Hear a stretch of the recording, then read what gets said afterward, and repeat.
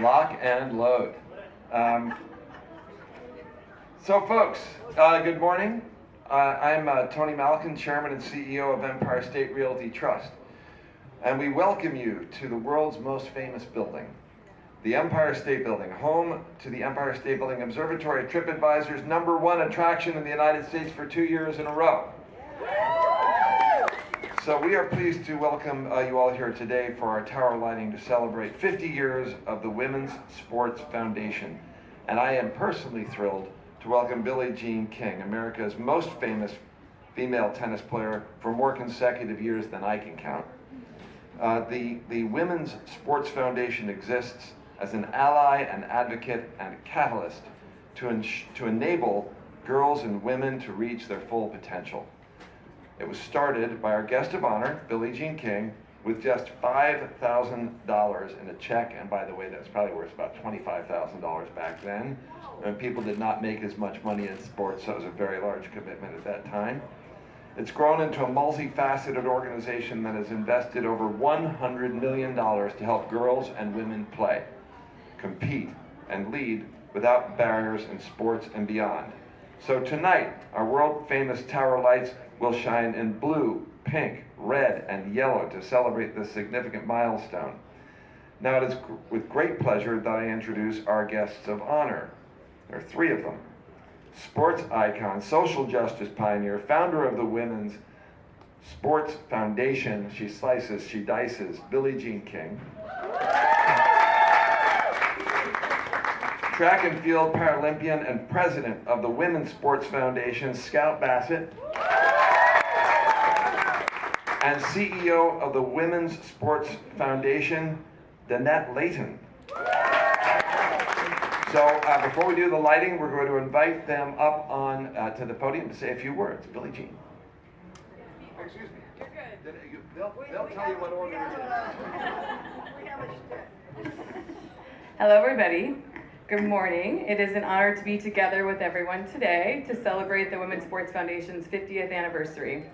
For the past 5 decades, Women's Sports Foundation has championed the entire women's sports ecosystem by amplifying the vital societal role and cultural impact it has made when girls and women play sports. I could not think of a better way to celebrate 50 years of changing the game than lighting up the most iconic building in the world. Thank you to CEO Tony Malkin and your entire Empire State Building team for making today possible. My thanks also to sports icon, social justice pioneer, and WSF founder Billie Jean King and our past chair Ilana Kloss. Without you both, the Women's Sports Foundation wouldn't be commemorating this remarkable milestone. Thank you. Another huge shout out to our president, Scout Bassett, and our chair, Robin Harris, and the entire WSF team for joining us this morning. Your dedication to propel our mission forward is awe-inspiring, and I cannot wait to lead WSF into the next 50 years alongside all of you. As the Women's Sports Foundation celebrates its 50th anniversary, we have spent time reflecting on how far girls and women have come since we were founded by Billie Jean. Many may not realize this, but in 1974, many women's rights were limited, including the fact that women could not apply for a credit card or even a mortgage. And Billie Jean knew that by expanding access and opportunities to sports for girls and women, it would not only give them a platform to advocate for change, but benefit them greatly throughout their lifetime. Today, her vision has become a reality because we know that sports are fueling the leaders of tomorrow. A recently released Deloitte report found that 85% of women who played sports say the skills they developed while playing set them far apart in success in their professional careers.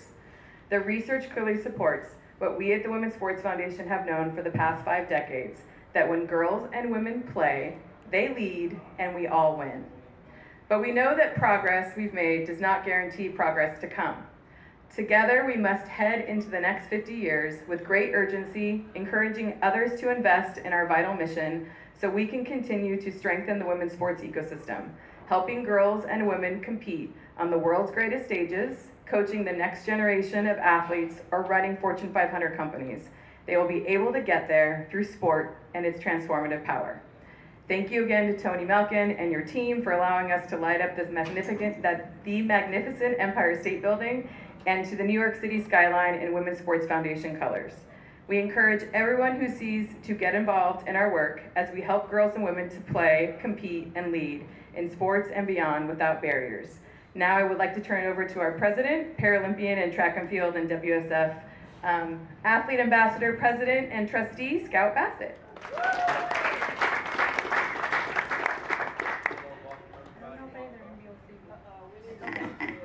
Maybe I want to switch them. Okay. I'll just stay to the side here. Okay. Thank you, Danette, for the introduction, and thank you to the Empire State Building team for placing a spotlight on a foundation that has been an integral part of my journey. Growing up with a disability, I was not always given the opportunity to play running. From helping me connect with my peers, to allowing me to compete against other adaptive athletes, to finally becoming a Paralympian, sport has changed my life.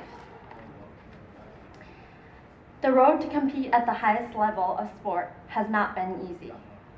Women's Sports Foundation research shows that 90% of women with disabilities are not active in sport, and boys with disabilities consistently participate in sport at higher rates than girls with disabilities, which I believe is due to largely the significant financial barriers that come with being a para-athlete. But WSF is fighting to change that. Thanks to their Travel and Training Fund, I received essential financial assistance as I strive to achieve higher performance levels and rankings. WSF has also partnered with me on the Scout Bassett grant that helps provide much needed financial support to women athletes with disabilities and highlights their extraordinary achievements. And these are only two of the many grants, funds, and programs WSF provides to help girls and women reach their full potential in sport and in life. Assuming the role as WSF president in January was a full circle moment for me, since I now get to work alongside the foundation as they find new and innovative ways to break down barriers to sport for girls and women, helping them to achieve their athletic dreams. Today, as we celebrate the long legacy of WSF, I urge you to get involved with our work, because the more girls we can get in the game, the more we'll be able to create a brighter future for all of us. Thank you again to the Empire State Building team for making this possible, and now I'll turn it over to the one and only Billie Jean King.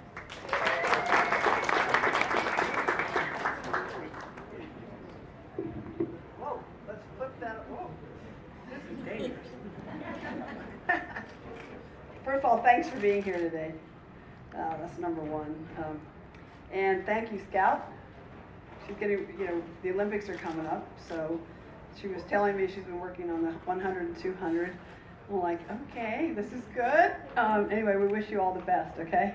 Go for it, go USA. Thank you also to Danette, our CEO, so Layton's her last name, which is my grandmother's name. Weird. Anyway, no, it's her last name.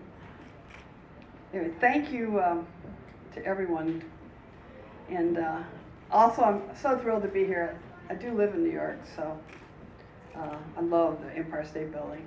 It's so iconic and everything. So thank you for celebrating us today and this milestone and being able to be here. Thanks, Tony, and your team. When I first started playing tennis at 11, at 12 years old, fast forward to 12, I looked around and everybody who was played with white balls, wore white clothes, and everybody was white. And I asked myself at 12, where's everybody else? This is ridiculous. So as I thought about it, I also thought about tennis being global. It was all over the world. I didn't know the word platform at 12, but that's what I was visualizing. That if I could be number one as a girl, although I knew I was a second-class citizen by then, but I knew my sisters of color, my sisters with disabilities, were worse off. But as a girl, you know very quickly you're a second-class citizen. So I decided from that moment that I would fight for equality the rest of my life. And that's where all this stems from that moment, that epiphany that I had. You know, during a time when women are expected to be happy with the crumbs, girls are always taught to be so grateful for the crumbs. Well, I was determined to use my platform to change that. And all women one day would have the cake, the icing, and the cherry on top too. Have the whole shooting match. In 1974, Tony Randall gave me, Tony Randall, you don't even know who that is. He was in the original Odd Couple and Beyond. He was a great actor. But he gave me a $5,000 check when I won this Gillette Cavalcade Champions Award, which is a big deal back in the 70s. And at that moment, they said, "What are you going to do with this check?" And I said, "We're going to found the Women's Sports Foundation." I knew then that $5,000 check, I was hoping, because $5,000 isn't that much, that it could start something big.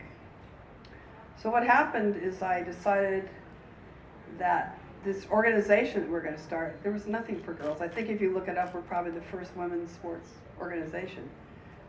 And we wanted this connection between sports access, equality, and society. And you want to make sure that the mission to protect Title IX as well. Title IX had just been passed in 1972, so I knew we needed to do that. And we partnered with the National Women's Law Center, who just got started about that time as well. It's true we couldn't get a credit card on our own. So since then, the foundation, we've grown to over 100 million. We've given out over $100 million, so that $5,000 check became a $100 million plus, and we're going to keep going and obviously have more. But it's really important that we do this and we keep giving back. So it's sports access. Sports access is major. The reason I was able to play tennis is I had free courts, free coaching in Long Beach, California. Free access is really, really important. So we fight for equality and help society. Women's sports is at a tipping point right now, if you haven't noticed. I hope all of you have. The valuations continue to grow by leaps and bounds. But more importantly, the mindset has changed. People are investing as a good investment in women's sports now. Not a charity, not helping us out, but now we're looked at as a true monetary investment. They'll get their money, make money on giving, not giving. Well, yeah, giving it to the women and expect a lot in return, but it's really changed. I've seen it change. I'm old, so I know. So it's really exciting when I see all this. And I love seeing the women athletes in the league shatter all the records. And all these outdated assumptions are starting to fall by the wayside. Finally, I've waited my whole life for this moment. And further proof is that if we invest, we do get it back. And so for 50 years, the Women's Sports Foundation has continually led and been changing the game, making bold moves to really, really keep the entire women's sports ecosystem strong and keep it going. And there's still so much work to do. We're just getting started. I'm so glad I'm still alive to see the starting. To me, it's just starting. Every day is that way. But there's still work to do, and it's my hope that everyone who sees the Empire State Building's lights today that will learn more about the vital work of the Women's Sports Foundation and help us build on the past 5 decades of progress, but we want the next 5 decades to be unbelievable. I won't be around, but maybe some of you will. And it's up to the young people to lead the charge. It's your turn. And the one thing I would talk about is think in terms of we and not I, we and not I. And we want equality in sports leads to equality in life. Equality in sports leads to equality in life. So I'm all in, and I urge you to join all of us. And I would like to give the mic back to Tony. Thank you, Tony. Thanks for letting us be here. And thanks, Adam. So the first thing, before we go any further, we have this great icon of the Empire State Building, and you can see this This shows up, it showed up on the back credenza of one of the lawyers in a scene in Billions. It's shown up in all kinds of places, and this one has your name on it. So first of all, the Billie Jean, this is for you. Can I ask you a question? Sure. You see the very top here? Yes? Can you see the colors tonight or not at the top or not? Do we know? You'll be able to see the colors, Well, absolutely. because Yvonne and I, we live on the Upper West Side, and we can see this much of the Empire State. You will see it, you will see it. We're praying that we can see all the different colors tonight and just like right in there. Well, you'll see some of the colors at the very top, because it starts Anything. here. Yeah, you'll definitely Any see it. color? You'll see it. Thank you so much. This is awesome. So you know, and not only that, the only person who has free climbed from the 103rd floor to the very top of that tower is my wife, another female athlete. How many floors is that, do you know? There are no floors. It's a free climb. It's 200 feet of exterior, and it was against the law, but it happened about 12 years ago, so it's all right. So at about 3 in the morning. So I'd like to throw out a couple of things. First of all, apropos of this event, we're led by a fantastic athlete. So Abby Rickards is the Senior Vice President at Empire State Realty Trust for PR, marketing, branding, digital, and I don't know what else, marketing, a whole lot of stuff. She has a team of nearly 20 people, and many of them are female, and they deliver fantastic results. And our president of Empire State Realty Trust is female. And I just tell you that the breakthrough that you had, Caitlin's breakthrough, these breakthrough moments, they change the game. You know, they really do. And they inspire everybody, number one. Number two, you're just such a hero of mine. I'll never forget when that dork went out there with all the sugar babies and you kicked his ass. And that was awesome. That was awesome. Yes, just so we're clear. Yes, absolutely. Billie Jean went out there with her tennis bag and kit, and he came out surrounded by, you know, peroxide blondes. They were sponsored by Sugar Daddy and Made money. yeah, it was. But you know what? You made a change. You made a change. So we're going to do the lighting, and we're going to have Billie Jean, and we also would like to, if we could please, have the two other folks join us. Scout, please get up there. Lynette, please get up there. And so this is what we need, was an audience participation moment. Come on over to the